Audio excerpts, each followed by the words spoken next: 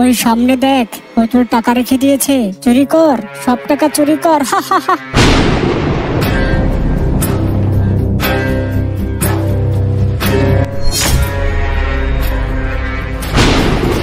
আরে আমার টাকা কোথায় গেল? সত্যি সত্যি বলো, আমার টাকা কে চুরি করেছে? হুজুর আমি চুরি করিনি। হুজুর আমি চুরি করিনি। হুজুর আমি জানি না।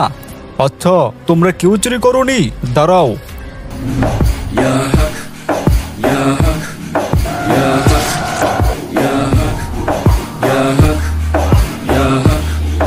এটা জাদুর লেবু, যার হাতে এটা রাখবো সে যদি চুরি করে তার হাত জ্বলে যাবে।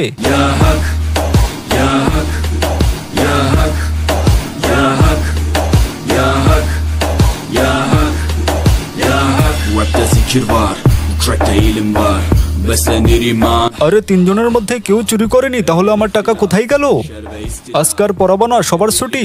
ঠিক আছে হুজুর।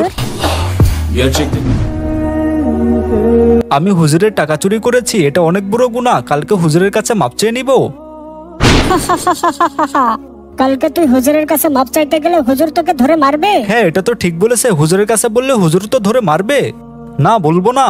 তুই এটা ভুলেও বলিস না। কালকে তো চোর বেঁচে গিয়েছে, কিন্তু আজকে বাঁচবে না। এটা জাদুর পানি, যে করেছে চুরি সে করে দিবে বমি।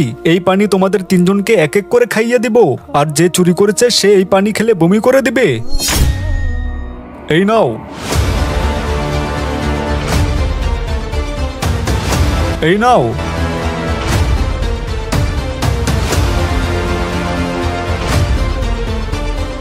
এই নাও।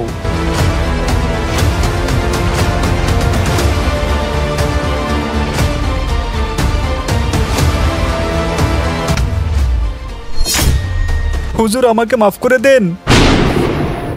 রাহেল বাবু তুমি টাকা চুরি করলে কেন?